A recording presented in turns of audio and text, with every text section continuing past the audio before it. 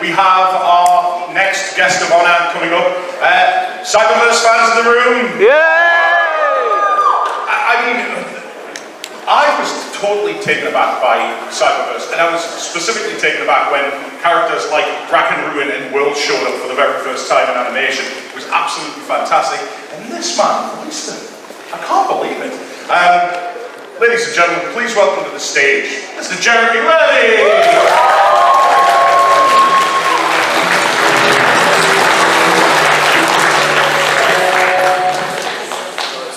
Hello, sir. Hello. Forgot I had the microphone for a second. I was like, oh yeah, this thing. So we're getting off on a really professional start. I do nothing less or more. Right, let's get started then. So I always like to start at the beginning, basically. But I always ask a really ridiculously silly question. I can't wait. Who is Jeremy? Oh, it is Jeremy Levy, but that's okay. It's okay. It's a fun fact. We will answer to any of it. My wife is back here. She is newly a Levy, and she... That deserves a round of applause. She gets Levy all the time. And I was just like, honestly, you'll learn to answer to it all. It's fine. It's totally great. Who is Jeremy? Just a guy. Just a dude, really. A chap. A mate. While in the UK? While in the UK? That is a very good question. My therapist would have a field day with that one. I'm just a guy who loves to perform. Total nerd at heart. Always dreamed of being a superhero in a cartoon. And one day it kind of magically happened, and I have been living the dream ever since. So I got asked when you're talking about wanting to be a superhero. Yes. Who's your favorite superhero? Oh, so I have to say Batman. Batman. I would go between Batman and Spider-Man for a while. Those are my two favorites. But man, Batman is cool. He's so cool. I actually have in my house. My brother gifted me a bat signal, and I set it up with my Alexa. So that when I'm home, we call her Echo, I say, Echo, call Batman. And the lights will go down and the bat symbol will come up. And it plays Tim Burton's theme. I'm not sure where your wife is, I'm sorry. This was something she had to accept. We negotiated some things when I was like, the bat symbol stays. So, I'm Batman. I was just about to ask, given your profession, do you have your Batman ready just in case the casting opportunity comes along? Batman is one of my dream roles. Batman and Spider-Man are two of my dream roles. And I actually, I slightly ripped off Kevin Conroy a little bit for Perceptor. Like, ever so slightly. Because they wanted to toughen him up a little bit. So I gave him a little more growl. I am justice. I am the knight. I am Batman! Or Perceptor. Or that. Yeah. Right, so where did your love of acting and performing start then? It started when I was a kid. I was just always a ham in our preschool summer camp play. I somehow got the solo in Do Re Mi, and I always made a meal out of whatever I was given. When I was older in summer camp, I was given one line in this play that they had written, and the preceding line was "Let's throw her in the pool." And my line was, nah, let's throw her in the lake. But I delivered it thusly. Shall I give you the line? Yes, please. Thank you. Let's throw her in a pool. Nah.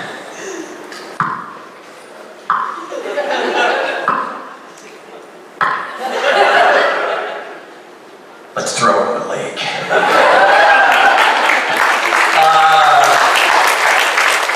make myself the star of the show. I had nothing to do. Yeah, just always loved being in front of people, always loved performing. Kept going down that path. I was a failed child actor. I did like a couple commercials when I was a kid. But then I was like, oh, this isn't fun. I'd rather go like play with my friends. And then later, I went to college for musical theater. Started singing and dancing.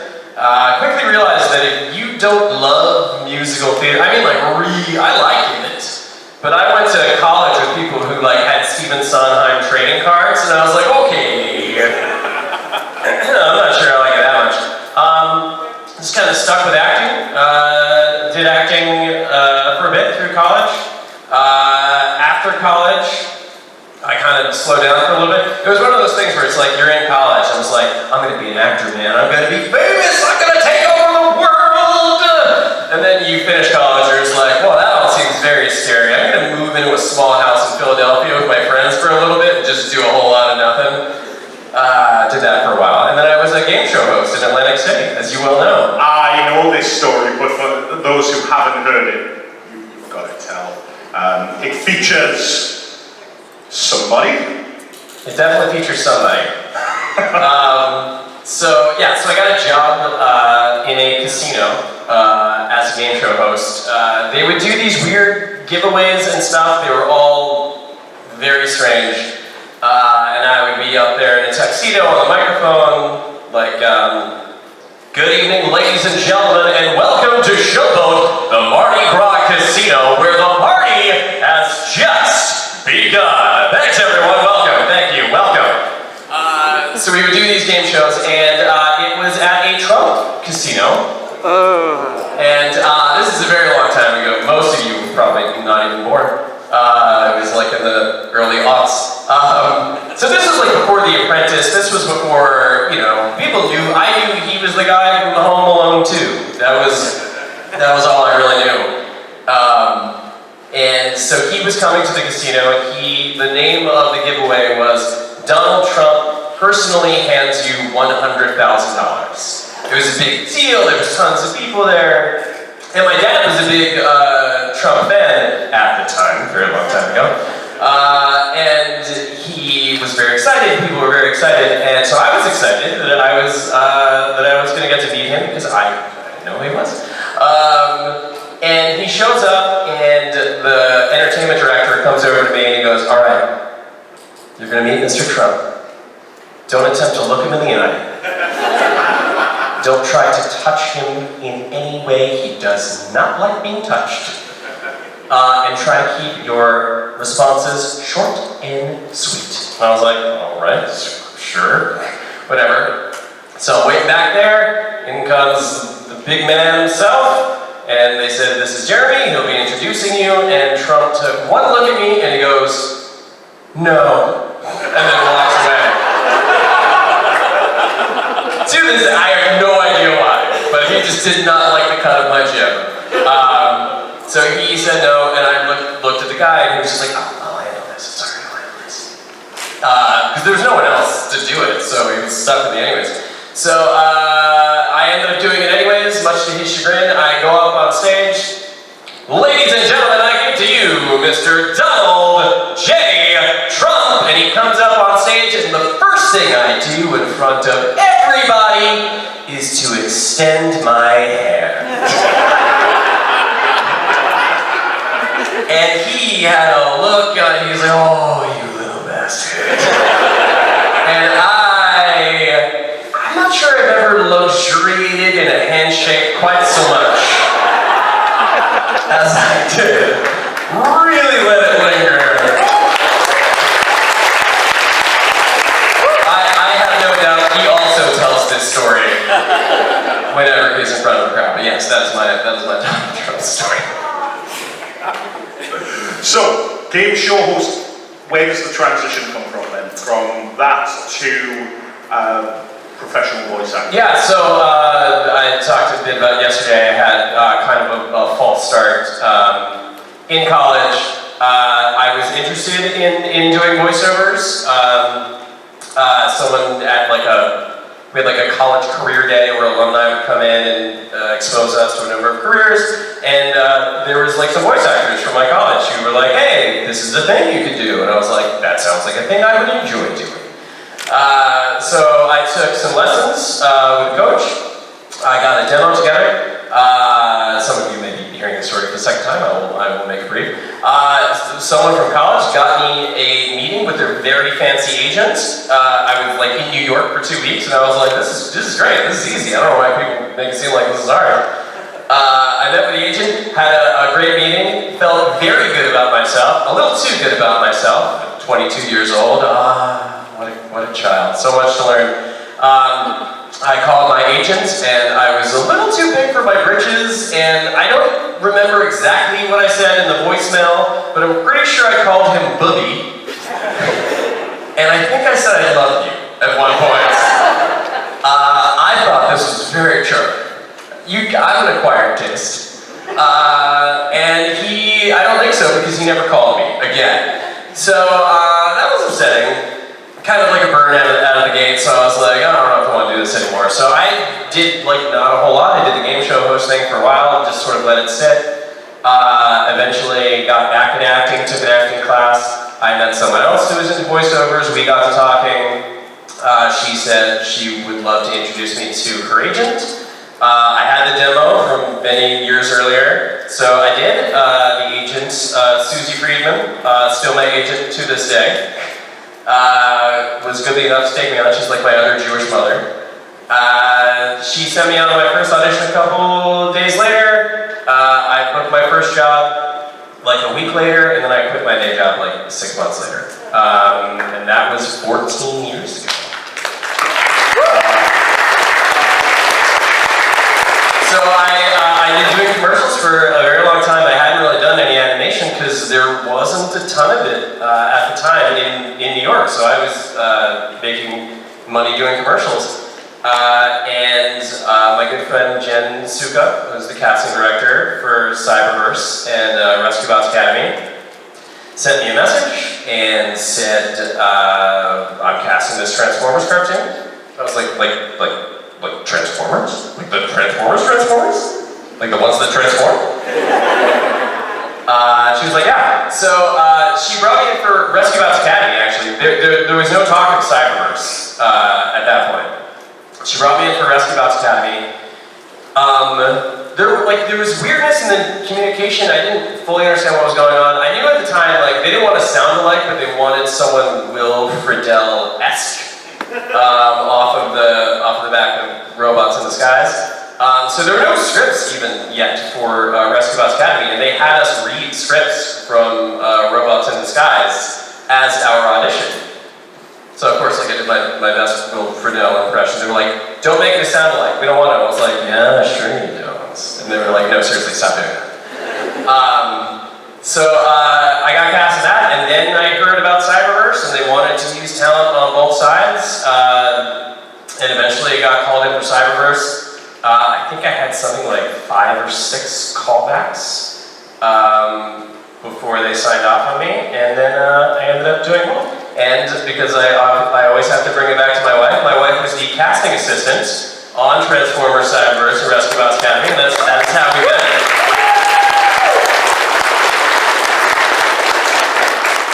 Interesting that you bring that up. Last night we did a panel and we were talking about how to handle an audition. You never told me that you date the casting director. Oh yeah, sorry. That's the secret. In fairness, I did it well after the fact, so I did it incorrectly. Yeah, that was well after. So you knew that was the part of Bumblebee you were definitely going for? Was there any other parts? Because ultimately, when you got to Cyberverse, you ended up taking 6 main? I think it was 7, who's counting. Yeah. I was just going in for Bumblebee at the time. And the way that the production and creative would handle casting new characters is they would give the current cast first crack. So you would be at your session, and then they'd be like, oh, by the way, we're casting, Rack and Ruin, we're casting Perceptor. You know, any interest? Like, yeah, well, yeah, sure. What do you got? They will just hand you a script and just like tell you a little bit about the character. Just be like, yeah, you know, just you know, do a little something. So we did that, and then I think I got Jetfire, and then one by one I just sort of started racking up points. But it was great, yeah. So that was kind of how, but that's why so many people in the cast played so many different parts, is because that's kind of how it worked. We would get first crack, and then I guess if no one was right for anything, then they would open it up to the more general public. But I feel like that's how it's been done classically in a lot of shows. So how familiar were you with the brand? I mean, I know you said you were excited for Transformers, but by the time you would have auditioned for that Transformers, thanks to the movies, would have been, and is a global thing. Were you a fan? I would not have called myself a fan at the time, but I was aware. I'm a child of the 80s, so I grew up, so I was there. I don't know why I sort of passed by Transformers. I was into He-Man, and I was into Thundercats. I liked like the sword and sorcery and stuff, mostly when I was a kid.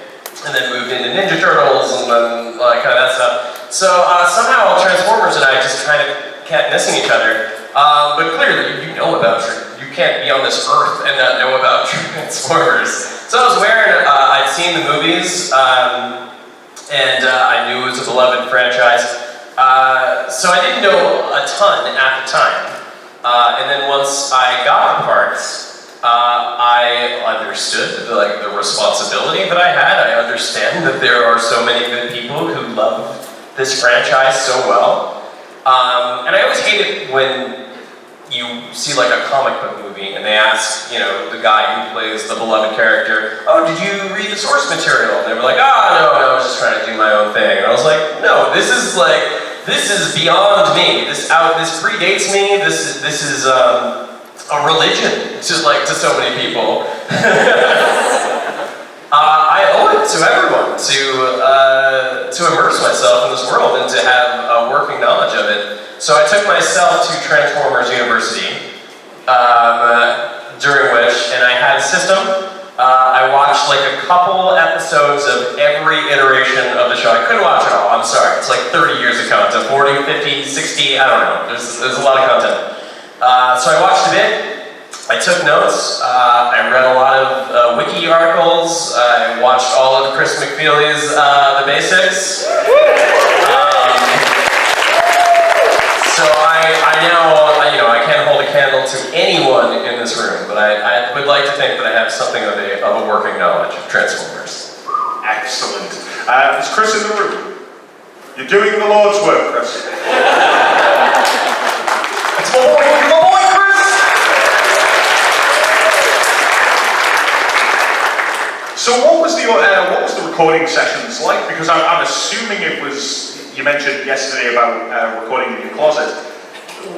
Was there any studio recordings? Well, at the time, yeah, because the world hadn't ended yet. Okay. So we were in the studio, which I miss greatly. I miss going to the studio. I miss all that stuff. For sessions, a lot. Some of the times now, you'll go into a studio. But yeah, we went to the studio. Big Yellow Duck is the studio on 45th Street, I think. Everyone there was super cool. Everyone was very supportive. The sessions were fun. They gave us a lot of freedom. We were by ourselves, which, again, that's how it happens now more and more these days. You hear tale of the original Transformers. Charlie Adler talks about it as a dude, like when you're all in the room together, playing off of each other, almost like it's a radio play. That sounds like a lot of fun. I kind of wish we could do that. Logistically, it doesn't make a ton of sense because everyone's schedules are so different. It's hard to get everyone in the same place at the same time. So I get why it's done this way. But you go in, you work your way through the script, you talk it through with the voice director, with the writers who are there, and you do like three in a row of each line. You try something different, you talk it out. You basically make your way through the script. I like to do the first two as scripted, and then the third, I like to surprise them. Keep them on their toes. And a lot of times, like, those improvs would end up in the show, which was fun, which was a good time. It's quite good to hear that you are actually allowed to do that kind of improv, because, you know, we were talking yesterday about finding character and things like that, and you've got a handle on it, which may not necessarily be the same handle that the writer has. So it's good to know that you have that freedom to be able to do it. Well, I mean, it's a collaborative medium, and everyone brings something to the table. So it's best if everyone kind of puts egos aside. I mean, like, know your place, clearly. Like read the room. Like, don't go in there and be like, no, I think it should be this. But it's best when you're collaborative, and everyone brings out the best in everyone else. I mean, a director will see something in that line that you did not. Even yesterday, you saw all of us like pulling different stuff out of this one line. Everyone can have a different take. Everyone's opinion is valid, and you work together to find something that really sinks. And in terms of working on Cyberverse and obviously Rescue Bots Academy, was there ever a time when you were doing a character and a script would come along and you didn't feel it, you didn't think that it was right? And how did that process work backwards and forwards? I don't know that ever happened exactly. We had great writers, and everyone was like super cohesive, and everyone had like a great grasp of the characters. So I don't know that like anything ever happened where I was just like, no, I don't think that's it. But there have been times where you just try something, because it's like the best stuff is the spontaneous stuff. So a lot of times I don't know what I'm gonna do. You just sort of let your freak flag fly, and you try something, and that's the best stuff, because that's the magic right there. That's the stuff you don't know where it came from. You couldn't recreate it if you tried, and that's where like actors, artists like need that kind of freedom to be like, yeah, we'll color in the lines this time, but like, you know, I need the space to like, I need to leave room for the Holy Ghost, where I can just sort of like stuff and come out. One more question from me, and then I'm going to turn it over to you. Just because, again, big fan of musical theatre and just big fan of acting in general. I know you said you didn't have the same level of passion for musical theatre, but if there was one role going in a musical, what would you go for? I have always wanted to play Seymour in Little Shop of Horrors. Which is funny because it's actually playing across the street from my apartment in New York right now. And Jeremy Jordan, who I went to college with, is playing Seymour. I should go say hi to him. Jeremy to Jeremy. Is it some kind of secret collaboration? Some kind of secret underground? No, the Jeremys are not taking over musical theater. Although it's just a thought. You just sit there and watch him and just be like, I would have done that different. Yeah, I mean, no, you know, he's a very handsome, sexy singer man, so he brings a certain panache to it. But yeah, no, I probably would be better. Right, okay, do we have a runner with a microphone? No, so I'm doing this myself, that's cool. Right, 2 seconds, I'm coming. I'm moving. We've got hands up over here. That was such a satisfying click. Out of all the aspects when you research Transformers and how to get into roles, what was your favourite aspect of researching Transformers? I mean, sitting back and just immersing myself in the content, like, I mean, that was the greatest part. And to watch in a very truncated period of time the evolution from different iterations from G1 onward.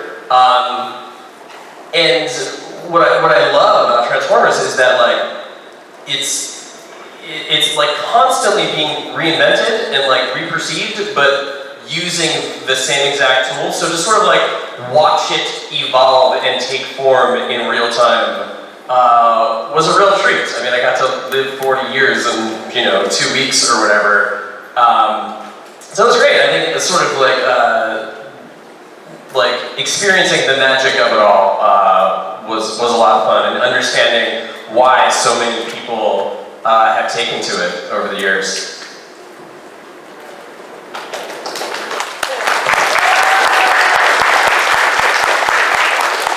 Yeah, I think we've got another question over here. Hello there. Hi. Oh, Where'd you go? Hi. Hi. Found you. I found Wally. it's the red. Okay. So, given that you have played quite a lot of heroic characters, what is the one character archetype that you would love to play, given the opportunity?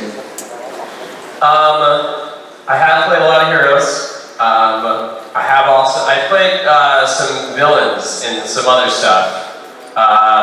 And I do have to say, villains have more fun.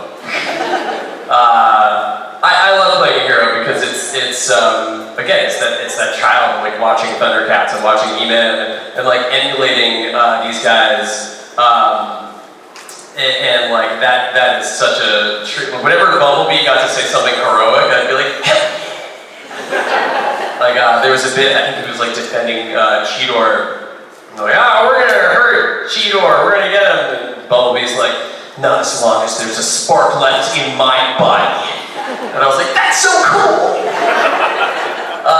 So I love playing a hero, but villains, man, you have so much more freedom, and there's like, I feel like there's a joy in villainy. There's a joy in heroism, but there's like a duty there. But villains, man, they just do it because they frickin' wanna. And there's a lot of freedom, and there's a lot of fun in that. I'm just going to speak to the 80s child in you. Who was your favourite Thundercat? Oh, I mean, it was fine. Oh, sorry. What was your favourite Thundercat? I don't know if I was watching the same cartoon. I love Larry Kenny's performance because he has that early 80s, just sort of like broy Thundercats! Oh!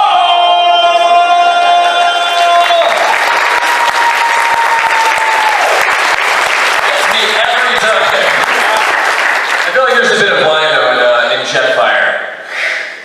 And that sort of just very pronounced, heroic voice. It all comes from the chest, you understand. I think, yeah, we've got yes, right at the back. Yeah, thank you. Jim, thank you for joining us today. I've really enjoyed it so far. Slightly unusual question. Having been involved in Transformers and various other franchises, and also having met Donald Trump, is there any particular character, Transformers or otherwise, who Trump reminds you of? So a lot of people like Megatron. I'm gonna say a cross between Starscream and Grimlock when he's in Dino mode. Is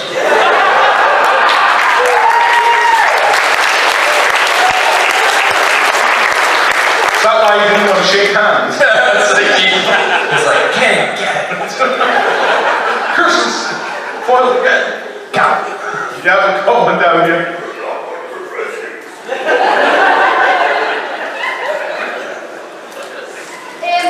Just a little question. Sure. Thinking back on all of your acts, what would you say is your favourite type of voice or favourite character to voice? Oh, that's a very good question. I love them all for very different reasons. I do love Jetfire because he's so over the top. I love when so we were working through Jetfire. Randolph is the head writer, and he was like, I see him as a cross between Buzz Lightyear and Captain America.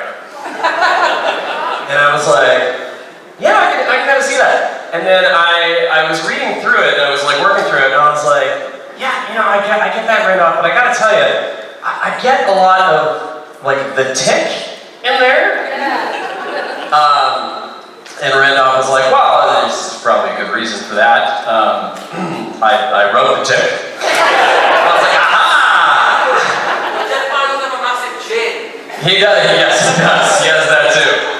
But Jetfire also, like, well, one of the other fun things that I find about characters is that they evolve, like, over time. Like, when I listen to some of the stuff in the earlier seasons, some of the characters are a bit different over the course. And Jetfire is totally one of them because we just kept pushing him to see how ridiculous he could possibly get. And he was like a little, he was like kind of pronounced here at the beginning. And then like by the end he was like operatic. He was like, Pulsar!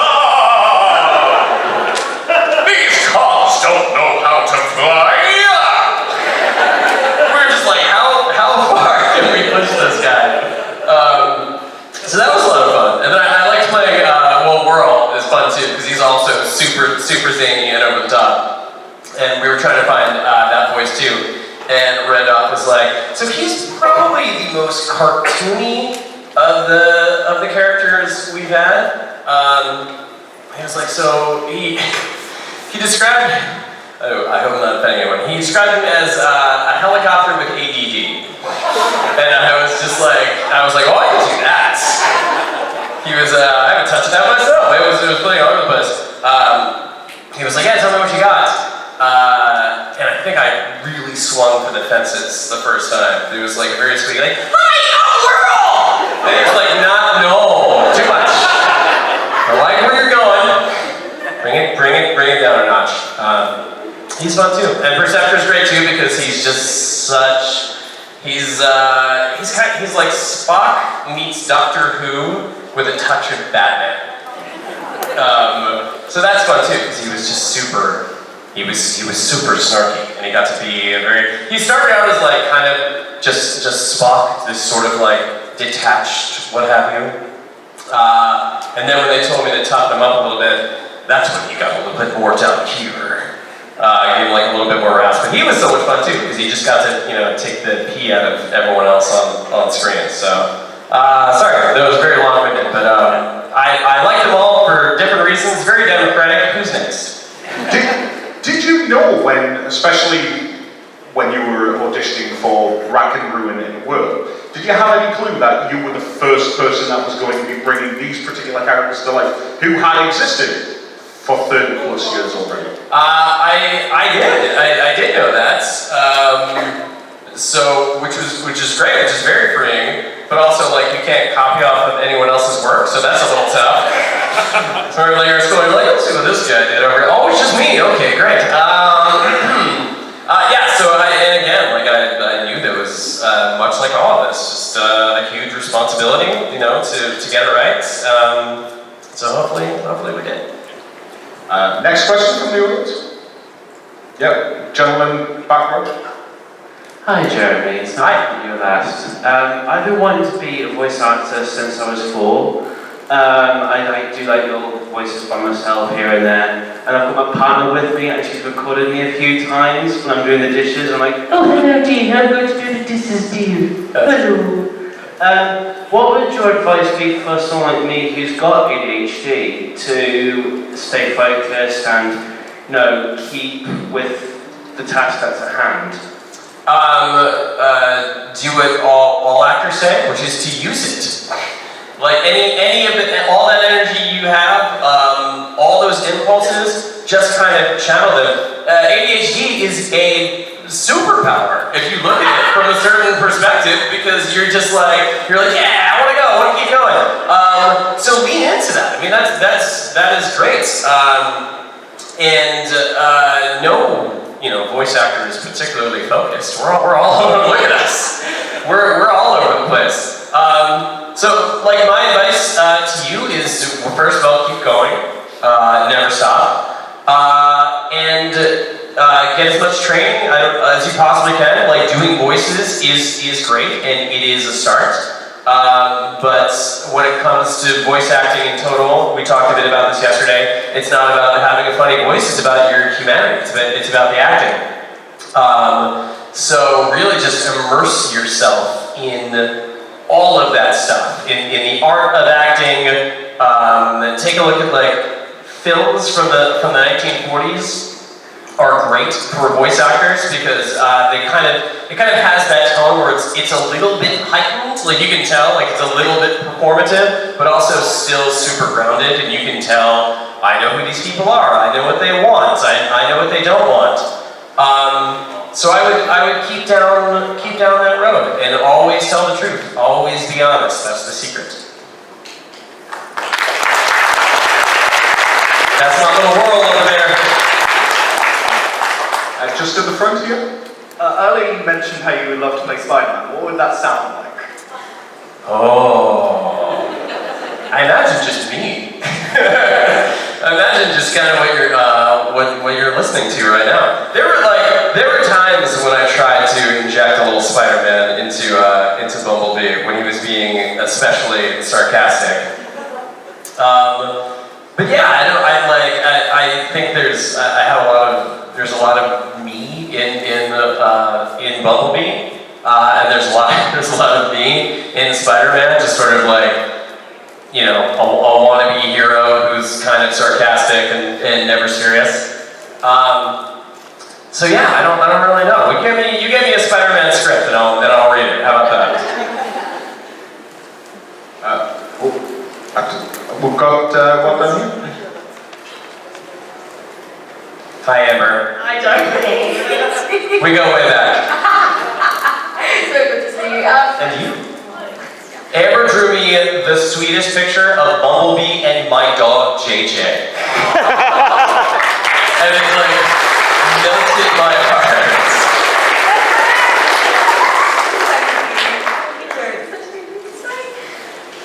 I was wondering, considering you haven't voiced any Decepticons as of yet, who's your favourite Decepticon and why? Whoa. What Decepticon would you like to voice in the future? I'll say Decepticon round. That's okay. Deceptive something or other. Well, Starscream is so much fun. We talk about villains who are just like enjoying their villainy. Well, Starscream is at the top of the list. That guy is the worst, and we love him for it. I would love to play Starscream. I don't know quite what that sounds like right now, but I'll work on that too. I got Spider-Man and I got Starscream. All the S's. I'm going to do my homework. I'm going to come back tomorrow. I'm going to be on this stage by myself, just reciting scripts. I'm looking forward to the one-man Spider-Man stuff. Taking Broadway by storm. It's going to be great. Yeah, I mean, what could go wrong putting Spider-Man on Broadway, right? No, seriously. Honestly, first time I went to New York, that was the musical I went to see. Wow, you survived it.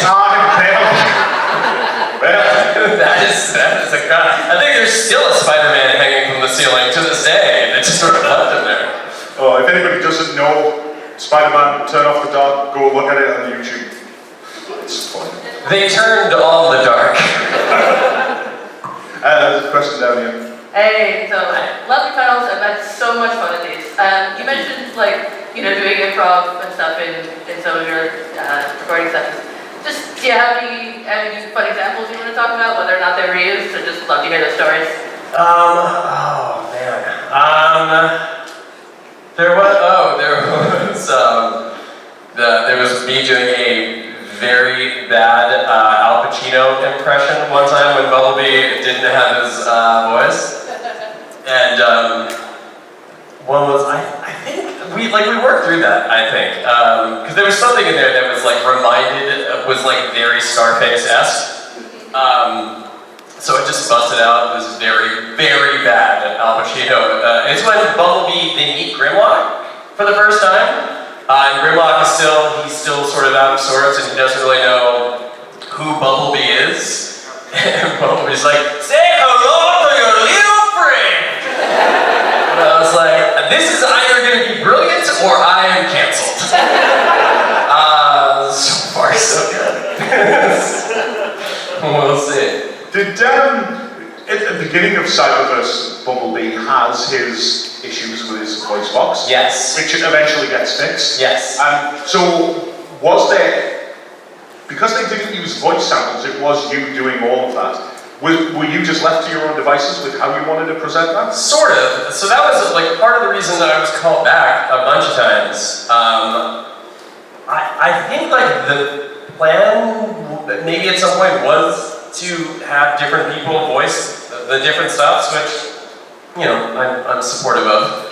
But I guess they just wanted to see if I could do it. So one of my callbacks, I came back, and one of the lead producers just had like a list of different characters, like 1940s reporter, New York construction worker, some such. And he was like, do you think you can do any of these? And I was like, yeah.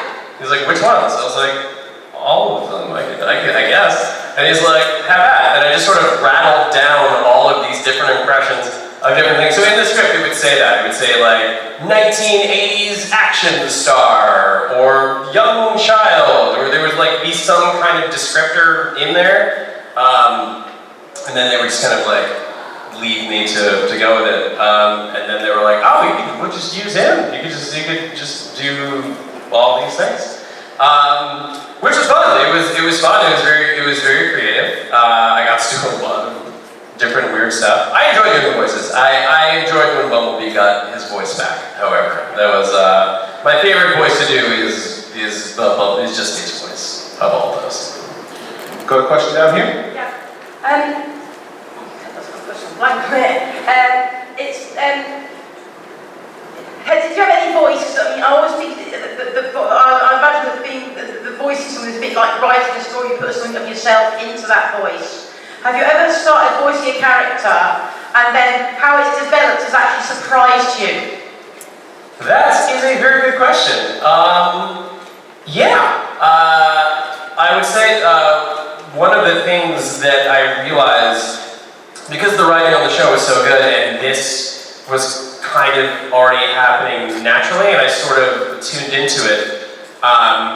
When I read the first Cyberverse script, especially because it was different from Rescue Bots, and like for Rescue Bots, the auditions I've been doing were like was an older Bumblebee who was like a leader who like had his stuff together and was experienced. And then I read the first script for Cyberverse, and I was like, oh, he's a kid. He's none of these things. He's like a a wet behind the ears kid. So I gave him this sort of very youthful, childlike energy. But if you notice over the course of the series, that starts to kind of fall away, and he sort of gets a more maturity in his voice, in his take. He kind of becomes, there was like visions of this hero that he once was, and he had to start all over again in season 1, and you like gradually kind of get to see him get back there. And there was, I purposely in my performance attempted to bring just that to light. So yeah, so I found myself doing it, I leaned into it, but absolutely, there's like a there's a vocal arc there. Yeah. I think we've got a question over here. Yeah, you said you put, this is just a random first statement first. You said you put a lot of yourself in the Bumblebee, so ADHD Bumblebee canon? I don't know that I am allowed to make anything canon. They barely let me in the studio. But I would say ADHD World is closer to being canon, as that was somewhat pitched to me. But yeah, I mean, there's a little bit of ADHD in all my characters, I think. The other thing I was going to say is, you've seen someone into musical theater. Do you ever just sing songs in character voices you do? Do you ever just hear a song and be like, that song fits that character, and just sing it as I'm sure that I have. Why, do we want to try one now? Can I pitch one? Yeah. World. Yeah. It's Les Miserables. Okay, alright, here we go. This deserves a round of applause before it even starts.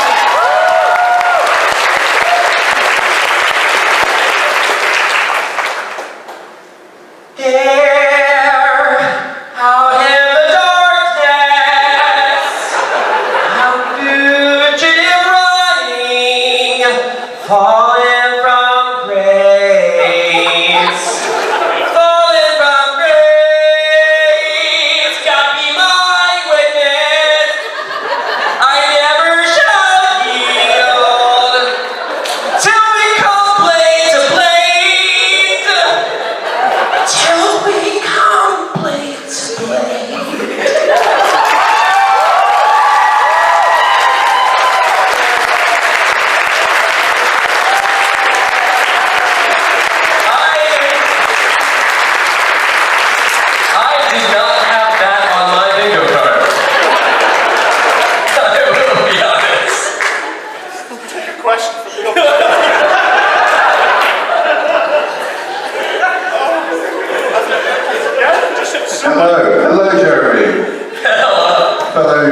musical theatre aficionado here. I totally agree.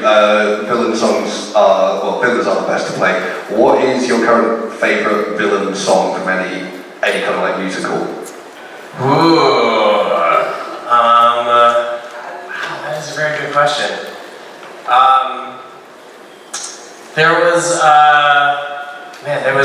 remember the musical Jekyll and Hyde? Okay, great, good talk. There's like a transformation, the same guy plays Jekyll and Hyde. And there's a great song called The Transformation, where he's like kind of going back and forth between his two characters. And his like Jekyll voice is like sort of like light and angelic, and everything is sort of like very sweet, and then it sort of changes, and Hyde comes in, and he has this sort of delicious, do you really think that I would ever let you go? Do you think I'd ever set you free? If you do, I'm sad to say, it simply isn't so. You will never get away from me. And it's so delicious.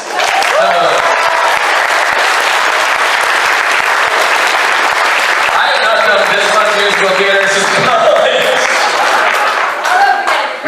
We do have a panel that needs replacing tomorrow. I'm just saying. I think we've got a question down here. Hello, Jeremy. Hi there. When looking back into previous voices that you've done, is there anything that you think, oh, I shouldn't have done that, or why did I do that ever? Oh, yeah. There was one. I mean, a lot of like, some of the earlier stuff in Cyberverse, I feel like I was kind of finding my footing a bit.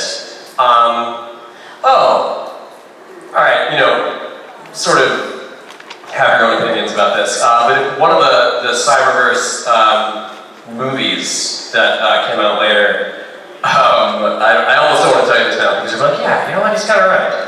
I was so excited to come back, because it had been a while and we didn't know we were coming back. And I was just like zest, and I was like, yeah, we're doing this, baby! Boom, it's back, baby! And I went in the booth and they were like, hey, Jimmy, how are you? I'm like, great, let's do this! And I listened back to my performance in that movie, and I'm like, you're a little hype, bro. I feel like Bumblebee is just like turned up to 11 a little bit in that one. You may disagree, I hope you do. But also I'm extraordinarily critical. My wife will tell you all the time, I'm my own worst critic. Yeah, sometimes I look back and I was like, you know what, maybe we should have taken it down a slight notch.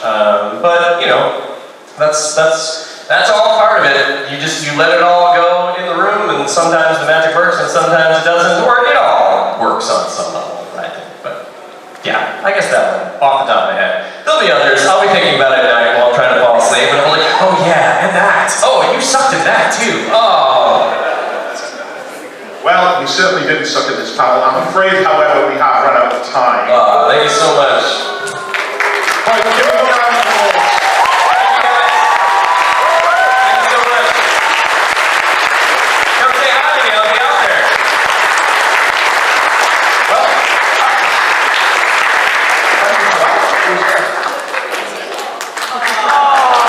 Give it up for David. Tell me what. One more musical number? Okay. Trying to think here. Let's have Jetfire. Yeah. And West Side Story? Oh, yeah. Okay.